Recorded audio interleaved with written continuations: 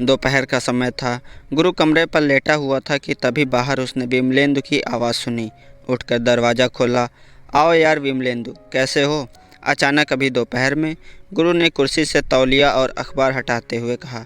हाँ गुरु भाई, इधर आया था एक लड़के से नोट्स लेने को, सोचा तुमसे मिलते चलूँ। विमलेंदु ने कुर्सी पर बैठते हुए कहा। विमलेंदु यादव यूपी के बलिया का रहने वाला था। पिता किसान थे। वह पढ़ने में एक ठीक ठाक छात्र था। गुरु से उसकी खूब पटती थी। गुरु ने चाय चढ़ा दी। विमलेंदु वहीं बैठा कुछ किताबें उठाकर पलटने लगा। तभी संतोष भी आ पहुंचा। अभी तक उसने कहीं कोचिंग के लिए एडमिशन भी नहीं लिया था। अरे विमलेंदु, ये संतोष हैं, अभी अभी कुछ दिन पहले आया है। कोचिंग लेना है इसे, कहाँ फंसा दिया जाए, कोई आइडिया दो। गुरु ने हंसते हुए कहा। विषय क्या है इनका? एक तो इतिहास है और एक इसे यहाँ हासिल करना है। हिंदी की वकालत राय साहब करके गए हैं, जबकि इसके एक परिचित समाजशास्त्र समझाए हैं। गुरु ने स्थिति स्पष्ट करते हुए कहा। विमलेंदु सारी बातों को सीधे तौर पर ले रहा था। उसकी गुरु की शैली पर ध्यान नहीं जा रहा था। उसने संतोष को कुछ संस्थानों के नाम बताए, कोचिंग से जुड़े कुछ और भी सुझाव देने लगा। तब तक गुरु ने चाय कप में डाल दी थी। अब कोचिंग का चरित्र चित्रण होने ही वाला था। वैसे कोचिंग का सिलेक्शन में सीमित ही महत्व है। मैं तो कहता हूँ बिना कोचिंग किए भी तैयारी करके सफलता प्राप्त की जा सकती है। विमलेंदु ने चाय पीते हुए कहा। भाई विमलेंदु, जरा एक नए आए विद्यार्थी के नज़रिए से सोचकर देखो। ये कैसे संभव है कि हम किसी को कोचिंग ना लेने की सलाह दे दें? अरे यार, कोई आदमी 1000 किलोमीटर अपने घर से दूर यहाँ दिल्ली आता है कि यहाँ रह के तैयारी करेगा, अच्छा मार्गदर्शन पाएगा, विषयों को पढ़ाने वाले विशेषज्ञों से पढ़ेगा, सफल लोगों का अनुभव लेगा। ऐसे में दिल्ली आया कैसे कोचिंग नहीं लेगा भाई? उसके तो आने का प्रयोजन ही कोचिंग लेना था। भला एक कमरा लेने थोड़े आया है दिल्ली इतनी दूर। गुरु ने कहा। पर यह तो मानना होगा कि यह कुकुरमुत्तों की तरह उगे कोचिंगों में क्वालिटी नहीं है। कुछ को छोड़कर बाकी खाली मायाजाल फैलाए हुए हैं गुरु, विमलेंदु ने कहा। तुम्हारी बात एकदम सही है, लेकिन ये सब तुमने कोचिंग लेने के बाद ही जाना ना। तुमने कोचिंग करके ही जाना ना कि यहाँ एडमिशन लेके पढ़ना बेवकूफ़ी है। तुमने कुछ छलिए से पढ़ने के बाद ही जाना कि कौन सा टीचर यहाँ सच में बेहतर है। सो जान लो विमलेंदु, कोचिंग एक आवश्यक बुराई है, इससे कोई बच नहीं सकता।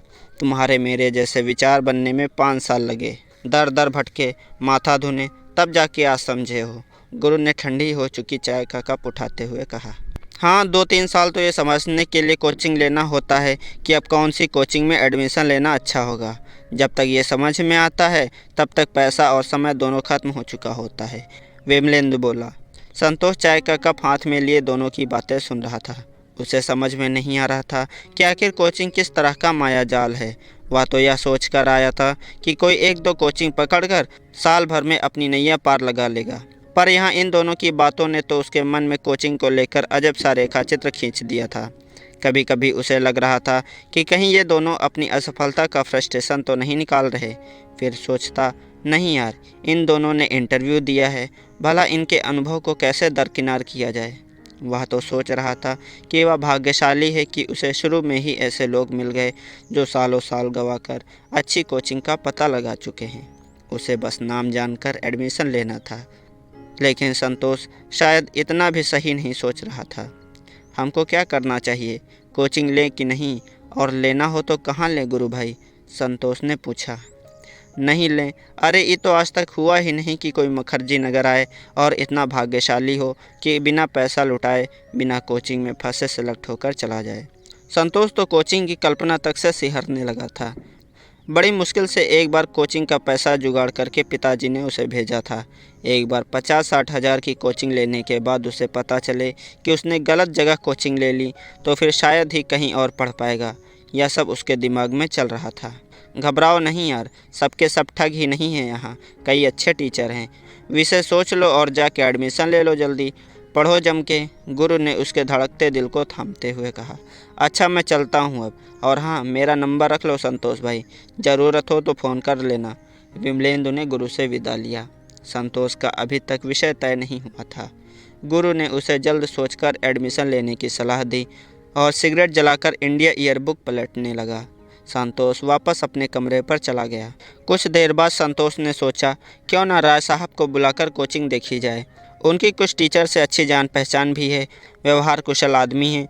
सो कुछ फीस में रियायत भी दिलवा देंगे। संतोष ने राय साहब को फ़ोन लगाया। राय साहब, अरे सर हमारा एडमिशन तो करवा दीजिए। संतोष ने कहा। ठीक है, आज शाम 7 बजे आइए बत्रा पर, हम देखते हैं आपका एडमिशन।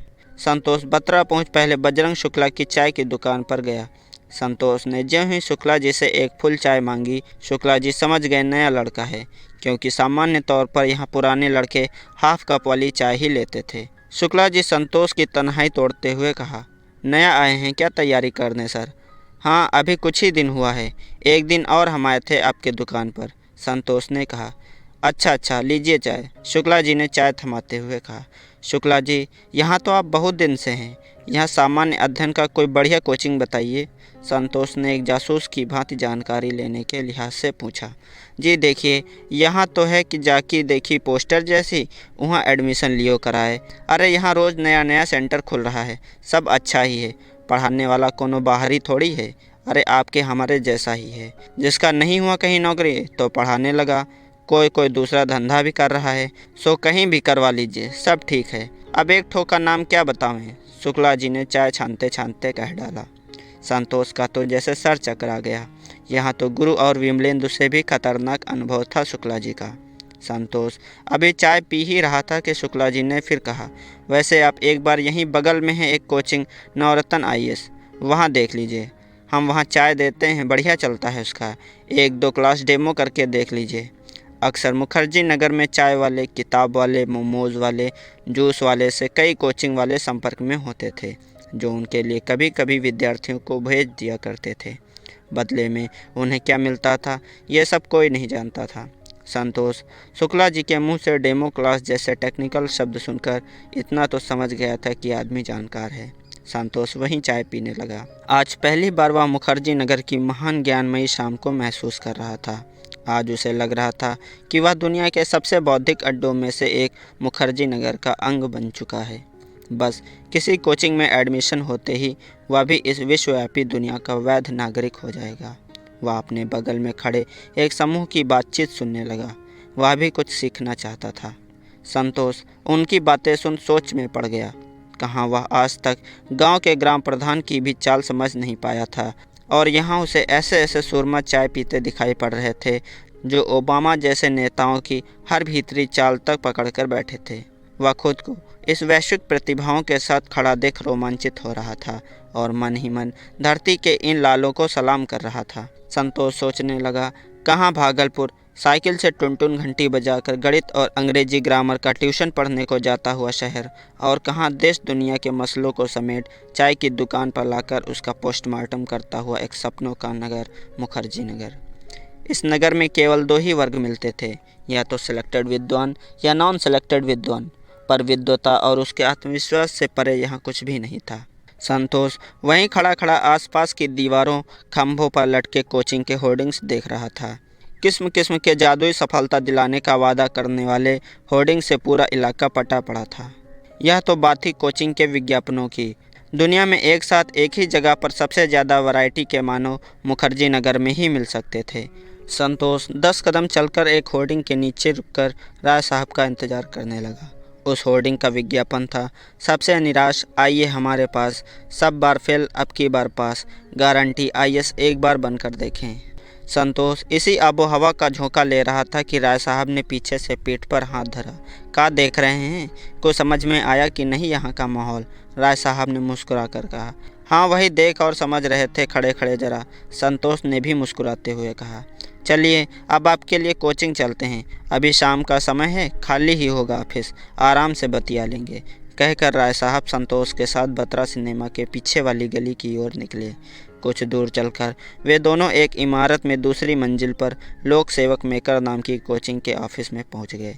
रिसेप्शन पर एक पतली दुबली सी बड़ी आंखों वाली, चेहरे पर निराभाव मुस्कान लिए, दिखने में पढ़ी लिखी युवती बैठी हुई थी। राय साहब ने उसे देखते ही नमस्कार कहा। बदले में उसने एक मोहक मुस्कान के साथ हाय कहकर बैठने का इशारा किया। उसकी मुस्कान की गर्माहट से संतोष को लगा कि राय साहब पहले से परिचित हैं। तभी उसने संतोष की तरफ देखते हुए भी लगभग उतनी ही ऊष्मा वाली मुस्कान बिखेरी। मैडम, ये मेरे मित्र हैं, इनको एडमिशन लेना था। बैच कब से है और ज़रा बताइए फैकल्टी के बारे में। राय साहब ने लगातार चेहरे पर जीवंतता बनाए हुए कहा। Okay, first you are most welcome. बिल्कुल, हमारा बैच बस 2 दिन से स्टार्ट होगा। फॉर योर इन्फॉर्मेशन कि आज आप ही एडमिशन लेते हैं तो 2000 की छूट भी है। हमारी फैकल्टी यूनो की बत्रा में सबसे बेस्ट है। बट आप सब्जेक्ट क्या चूज़ कर रहे हैं? जी, हम तो एक इतिहास सोचे हैं। दूसरा सब्जेक्ट को लेकर एकदम कंफ्यूज हैं। बहुत लोग से डिस्कशन किए पर समझ नहीं आ रहा है। संतोष ने एकदम कोमल स्वर में कहा। इफ़ यू डोंट माइंड तो मैं कुछ सजेस्ट करूं? हाँ जी, बिल्कुल, माइंड की क्या बात है, एकदम कहिए ना मैडम प्लीज़। राय साहब ने कुर्सी 2 इंच आगे खींचते हुए कहा। मैं सबको सजेस्ट नहीं करती, बट आपको पर्सनली बता रही हूँ कि आप हिस्ट्री तो बिल्कुल लो ही मत। एक तो सिलेबस बड़ा है और काफ़ी ना अजीब सा सब्जेक्ट है। आई मीन मुझे तो ना हमेशा से कम नंबर आए हिस्ट्री में। मैं स्कूल में थी तब भी। बिल्कुल ओपनली आपसे पर्सनली टॉक कर रही हूँ, बट आपकी चॉइस है। मैं तो हिस्ट्री ना बोलूँगी। एकदम ठीक बात, सिलेबस तो सच में बड़ा है। और बताइए कि आप जैसे स्टूडेंट रह चुकी लड़की को कम नंबर आया स्कूल में, मतलब है कि दिक्कत तो है हिस्ट्री में। राय साहब ने गर्दन को जिराफ की तरह हिलाते हुए कहा। उसकी अदाओं की धुंध में वे भूल गए थे कि उनका खुद का एक विषय इतिहास था। सो मैं तो कहूँगी कि आप पब्लिक एडमिनिस्ट्रेशन और सोशियोलॉजी का कॉम्बिनेशन ले लो। छोटा सिलेबस है, ओनली 3 मंथ में कोर्स कंप्लीट हो जाएगा। आपके पास सब्जेक्ट को रिवीजन करने का भी पूरा टाइम मिल जाएगा। और ये पब्लिक एडमिनिस्ट्रेशन तो आपको अभी से लेकर रिटायरमेंट तक काम आएगा। आपको आईएएस की ट्रेनिंग के दौरान भी बड़ा कंफर्ट फील होगा। हाँ, आप ठीक बोल रही हैं। और वैसे भी हमें सिलेक्शन चाहिए, विषय कोई भी हो। संतोष ने आँख मूंद कर सहमत होते हुए कहा। तो ओके, फर्स्ट आप ये फॉर्म फिल कर दो, देन फीस जमा कर देना। और कोई क्वेरी हो तो कहिए। लड़की ने रजिस्टर निकालते हुए कहा। अच्छा, आपका नाम क्या है? राज साहब ने चहकते हुए पूछा। मोहिनी वर्मा।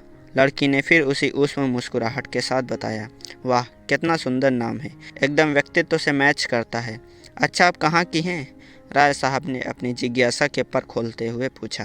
कानपुर से हूँ मैं, लड़की ने मोबाइल पर हाथ फेरते हुए बताया। क्या कानपुर? बताइए, हम लोग घर जाते हैं ना तो रास्ते में हर बार पड़ता है। राय साहब ने उछलते हुए कहा। आप कभी दी थी कि नहीं मैडम यूपीएससी? संतोष ने अपना मौलिक सवाल पूछा। या 3 टाइम्स दिया, 2 टाइम्स मेंस लिखा, बट मुझे लगा कि this is not my field.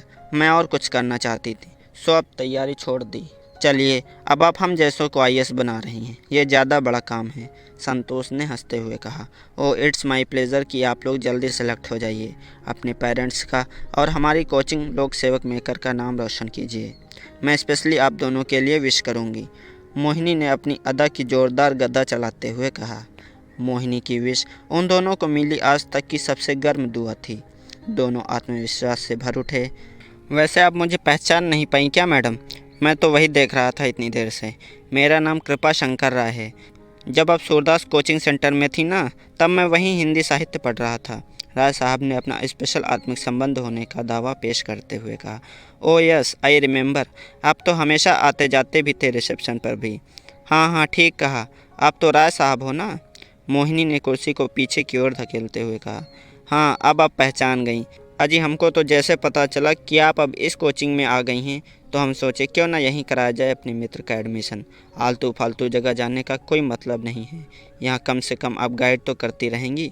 राय साहब एकदम स्फूर्ति भरे अंदाज में बोले। ओके, तो फिर मैं लोक प्रशासन और सोशियोलॉजी में कर दूँ ना एडमिट? ये फाइनल है ना? कुछ और देखना तो नहीं है? मोहिनी ने अपनी ओर से अंतिम सवाल किया। अरे फाइनल करिए मैडम, हम लोग तो आपका सब देख लिए हैं, कोई दिक्कत नहीं है। राय साहब ने संतोष की तरफ से आंखों का इशारा पाते हुए कहा। संतोष तो जैसे उसकी हर बात पर बस हाँ हाँ बोलने के लिए ही बैठा था। संतोष पैसे लेकर ही गया था, तुरंत फॉर्म भरकर फीस जमा कर दी। इतने दिनों से विषय के चयन को लेकर संतोष जितने लोगों से सुझाव लेने के बाद भी अनिर्णय की स्थिति में था, उसे मोहिनी की मोहक मुस्कान ने केवल 15 मिनट में हल कर दिया था। इंटरव्यू दिए हुए गुरु और विमलेंदु या अपने मेंस लिखे संबंधी के सुझावों से परे संतोष ने रिसेप्शन पर बैठी 12वीं पास मोहिनी के सुझाव पर लोक प्रशासन और समाजशास्त्र का चयन कर लिया था, वह भी बिना शिक्षक का नाम पूछे। दोनों ने मिलकर जानकारी टीचर की जगह मोहिनी के बारे में ही ली थी और एडमिशन फाइनल कर लिया। एडमिशन के बाद दोनों वहीं बगल में मोमोज पॉइंट में कुछ खाने पहुँचे। यह एडमिशन की खुशी में लगभग एक मिनी पार्टी थी। मुझे तो ये लड़की काफ़ी समझदार और इस फील्ड की अनुभवी लगी राय साहब। मैंने इसलिए इसके बताए विषय ही रख लिए। ये कितना क्लियर और सुलझा हुआ सुझाव दे रही थी देखे। एक वो गुरु और विमलेंदु, यह हमारे रिलेशन वाले जो हैं, एकदम कंफ्यूज किए हुए थे। ओह भला हुआ जो मोहिनी के पास ले गए आप, संतोष ने एडमिशन के बाद बड़े संतोष के साथ कहा। अरे संतोष भाई, बहुत जेन्युइन लड़की है। हम तो इसको बहुत साल से जानते हैं। एक बात बताएं आपको, हमरा भी जो हिंदी में एडमिशन हुआ था ना, वो इसी के सजेशन पर लिए थे।